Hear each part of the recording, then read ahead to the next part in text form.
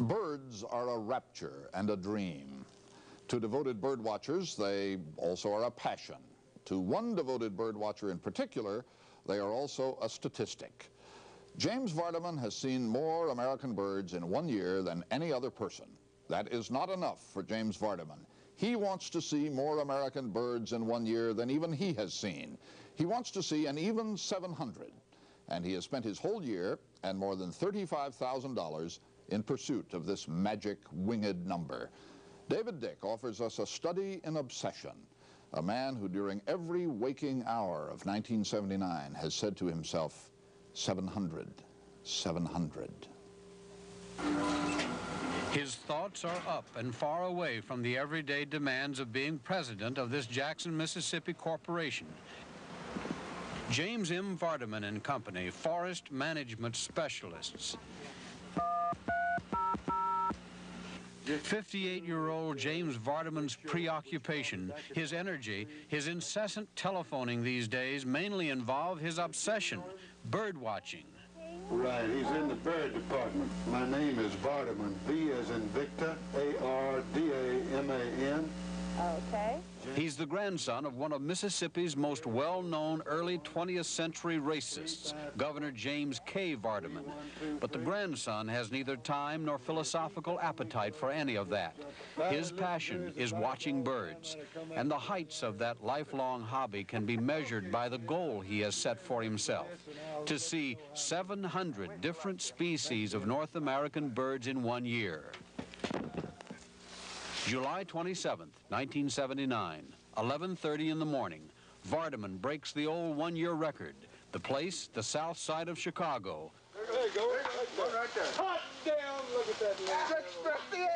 The bird, the American woodcock, number 658 for the man who will go just about anywhere, anytime to add one more bird to his list. December 1st, 1979, 8:45 p.m., Vardaman, accompanied by his wife, Virginia, arrives in Laredo, Texas. Mrs. Vardaman usually stays home with her 6 children, but she decides to come along to witness the sighting of the rare white-collared seed eater, bird number 697. Another car rental, another motel, Well, I know where we are. another strategy session. Vardaman goes over the line of attack with local bird expert John Arvin.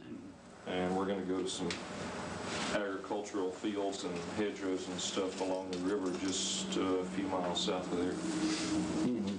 I never thought we'd find one. I didn't either. It is Arvin who spotted the white-collared seed eater and telephoned collect to Vardaman in Jackson, Mississippi. It's here. Are you sure? Yes.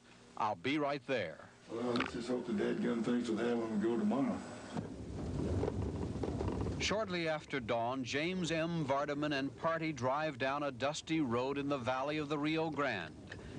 On the Mexican side of the river, some folks have more to worry about than white-collared seed eaters. And the other birds of the Rio Grande couldn't care less. Each has its own territory, its own problems of survival, its own purpose for flying, its own beauty. James Vardaman admires them all, but on this day, he only wants to see one, the white-collared seed eater. What we're looking for looks like this right here. Only it's a little yellower than that shows. This shows it to be more brownish, and actually it's more yellowish. Mrs. Vardaman wants to keep warm and keep up. Well, what's he's on over here where he is? Can you get that goggle burr off my foot? I got 2 of them. Well,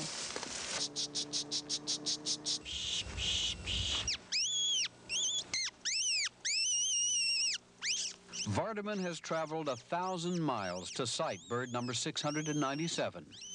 He is calm. He is resolute. But the tension builds. The supreme moment that makes bird watching what it is, that indefinable instant of ecstasy that only a birder can know and perhaps understand. That time is at hand. Yeah, all right. Way I go, Steve! Frolic fly across. Where is it? Come on now, we're going to try to show him to you. That's beautiful, you little bastard. Yes, you can delete that expletive, huh? Point to me. There he is, there he is, there he is. He's in the top of the, see this wispy tree through there up against the sky? He's down from the top about 3 feet. Yep, there he is. Facing to the left. Right. Ain't that a beautiful little bird? Yep. Well, this is one. I haven't given my eye teeth yet, but I might have. Come on here, seed eater. Here he is.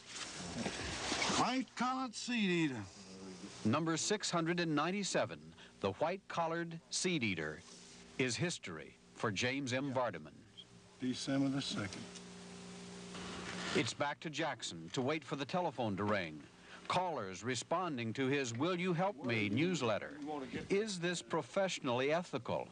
I have an image of a professional bird watcher who goes out very carefully and researches on his own and sees a bird and admires it and makes a record of it, as opposed to Mr. Vardaman, who gets a phone call and is told, we have a bird we can show you, and you jump on a plane and go there, and they say he's over there, and you look at him for 30 seconds and say, okay, I saw him, and you go home. Yeah, I understand what you're saying.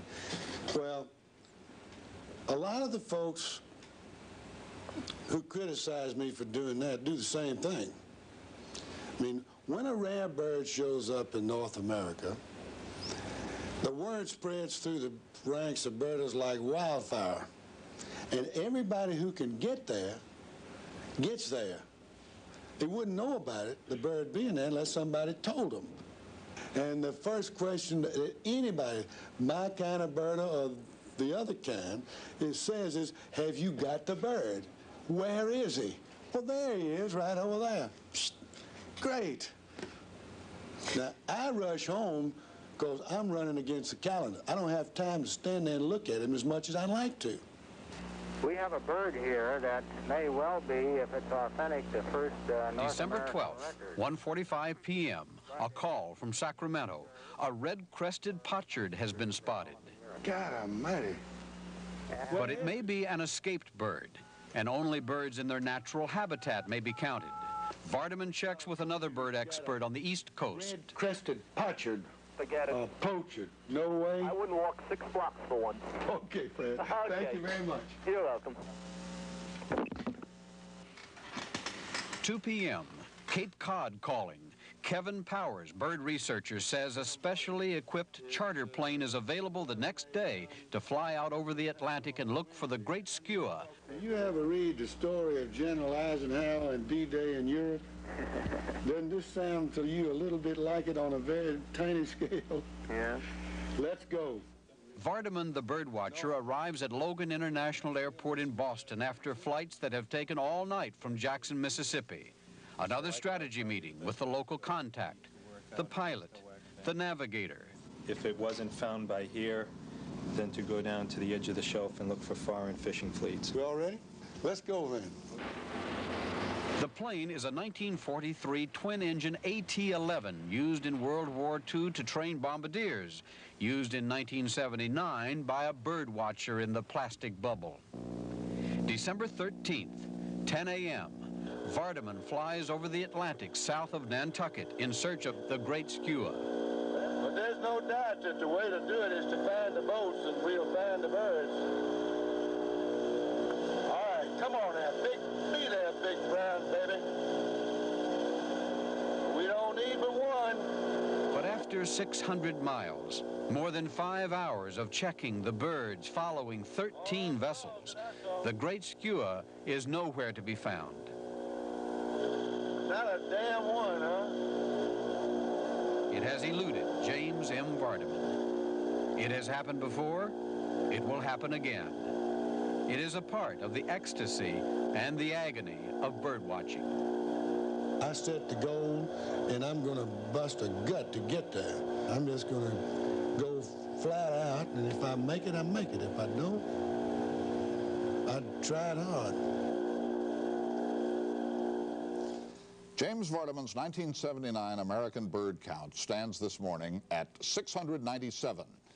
To fulfill the dream of his life, he needs 3 more birds. James Vardaman this morning is in a boat off the coast of Maryland, his heart beating fast. He is scanning the sky for a great skua and a yellow-nosed albatross. This afternoon, he will fly to Palm Beach, Florida, where he has a line on a stripe-headed tanager. Then tonight, he's hopping a jet for Brownsville, Texas, where somebody has seen a golden-crowned warbler. James Vardaman is 3 birds short. He has 38 and a half hours to go.